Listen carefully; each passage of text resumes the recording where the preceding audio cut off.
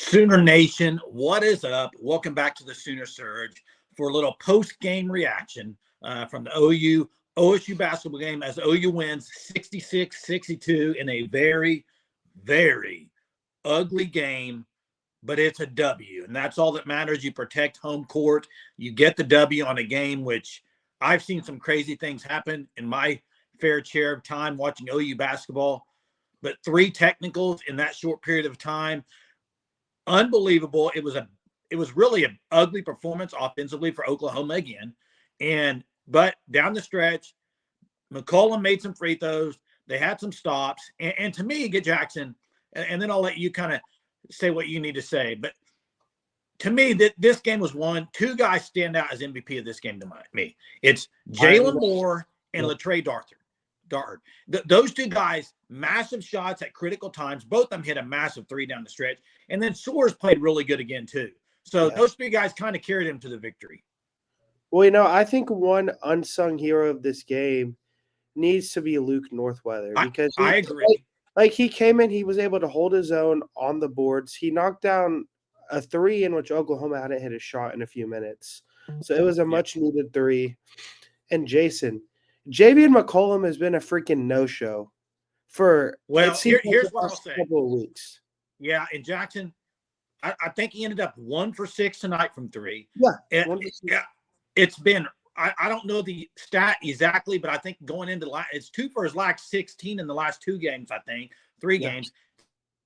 At 3 for his last 22, but before that it was bad. So he's probably more like 4 for his last 40 something at this point. And he's supposedly the best 3-point shooter on our team. He's got to get going from 3, Jackson. He has to. And here's the thing. If he's not going to be making threes, he's got to drive past the 3-point line, into the lane, get fouls, get to the line.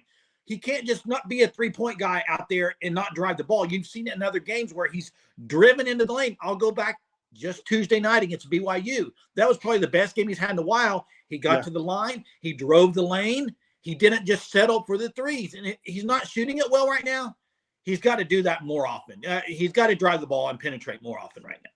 Right, and I don't remember exactly how much Oklahoma was up in the game at the point in which Javion McCollum got switched on to Brandon Garrison. I'm pretty sure it was a play call. And I don't know what McCollum was trying to do. He tried to hit it in and out step back, which got shut down. He got the ball back, and he did absolutely nothing and jacked up a 3. So why not try and take a 7-foot true freshman center? No, don't get wrong on this, but Brandon Garrison in the future, he has a chance to be an NBA player. He's that good. But he's a true freshman, not very much experience. With Javion McCollum, who has shown at times that he has the potential to be a first-round pick, and you settle for that kind of shot at that crucial moment in the game, like, what are you doing? And Rivaldo Soares, Jason, wow. I mean, that dude made play after play on the defensive side of the ball, locked up Javon Small, and actually I was really impressed with Small coming into this game because Oklahoma the first 16 to 17 minutes didn't allow him to even score, and then he started to get going, and then Oklahoma they put Soares back on him and Arthur, and so they were able to really kind of contain him as they got later into the second half. But this Oklahoma team, although it was an ugly performance, there is a positive, and they found a way to win when it looked like they had absolutely no chance. And not every game is going to be a pretty game played, but I don't know what it is about Oklahoma State and Mike Boynton, but they seem to always give Oklahoma trouble. Well, the bad thing about tonight, Jackson, is watching the game. That's the worst OSU team I've seen in a long time. They are not good. Jackson, they are offensively. They don't have a guy that really scares you from the 3-point line. OU shut it down. They're down low guys. That's not a good offensive team. Yes, OU shut them down. They shot horrible. At one time, they were shooting 25%. OU was shooting 50%, and OU was losing because of the free throw differential. And I'm sorry, get me the heck out of the Big 12 as soon as possible. Get me out of here, because if it's ridiculous if a player looks at the referee and they're going to team up. I mean, come on. You got to be better than that. Godwin got a T. Sam Godwin, the guy who never says a word, got a T. Yep. I mean, he's over there on the sideline. He gets a T. I mean, it was bad, but they found a way to win. That's the thing. And Darthard, I'm going to go back to a couple huge moments in the game. First off, the end of the half, the 3-pointer he hit to go up 5 Oh yeah, massive. Okay, you have that one, and then down the stretch, he is the one that rolls in. huge. Huge. The guy was coming. I thought he was going to block it. Darthard makes it, and then down the stretch, I think a minute and a half left, he gets switched off of small onto big. I think Garrison. Yeah, and they can't even get the ball down. They couldn't get the ball down to him. He was a beast down there guarding him, moving his feet. It was great to watch, and I'm really happy for Darthard because he's been shooting the ball well of late. And there for a while earlier this year, he was in a stretch slump, and people were like, I don't know about him. But one thing I'll say, for them to win the game with Godwin and Hughley playing the way they did, and not playing very much, really, Godwin. I don't know what Hughley played in the second half, but not much. Hughley's got to be better defensively. He really does. Yeah. Moore was a beast defensively tonight. I mean, Moore was outstanding. He had the massive 3. Uzan, not a great game for Uzan. I think it was just okay. Not a great game. Also, I don't know where Otega Owe's been offensively either, but bad. Like they haven't been there. And Oklahoma, the issue right now is their half-court offense.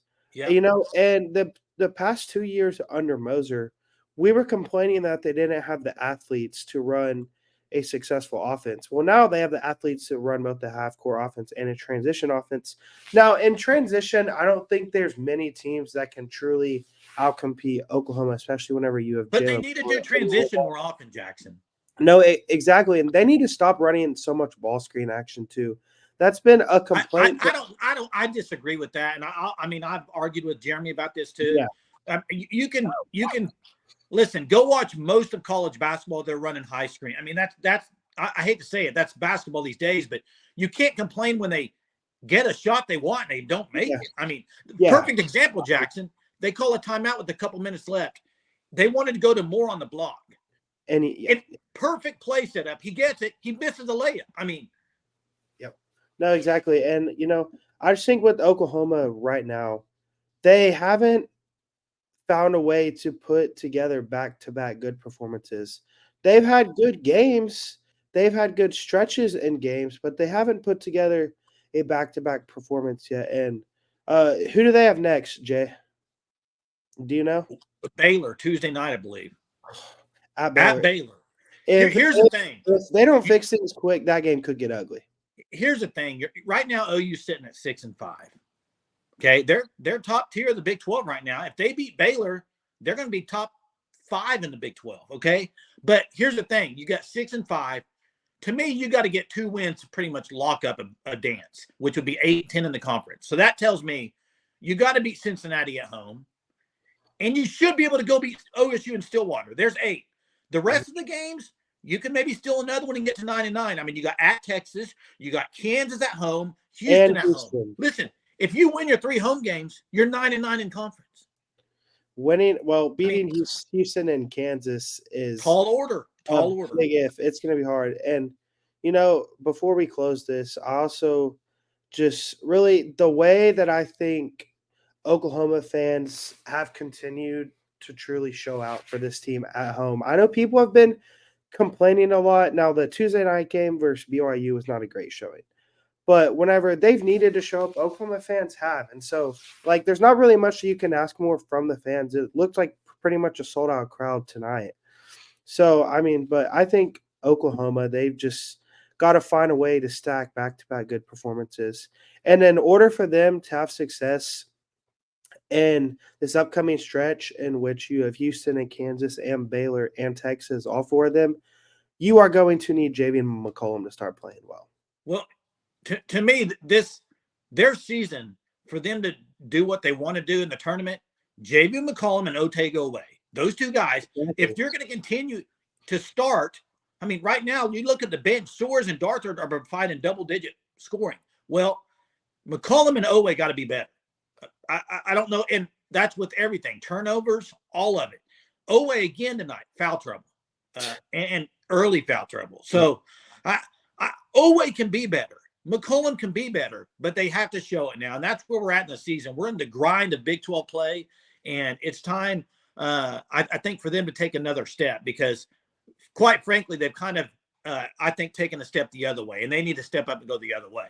And I think you do that, this team could you know, they could win a game or two in the tournament. I think if they can get to the tournament, which it's trending that way now, you just got to take care of business in at least 2 to 3 games, and you're going to be there. But they got to play better basketball. It's not pretty right now. I mean, BYU for a while was not pretty. They win the game. OSU, not pretty. They win the game. They went 2-0 this week. They had to go 2-0 this week. That's all we can say. They went 2-0. They had to. It was must wins. They got them. So kudos. And I'll say this. As much as people get on Moser, I've been a Moser backer, and I'll say this about Porter Moser.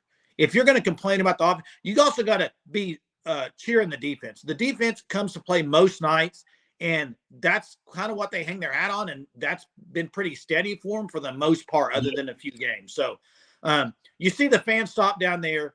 Guys, make sure you go get join the Shirt of the Month Club at the fan stop. You get an OU shirt every month.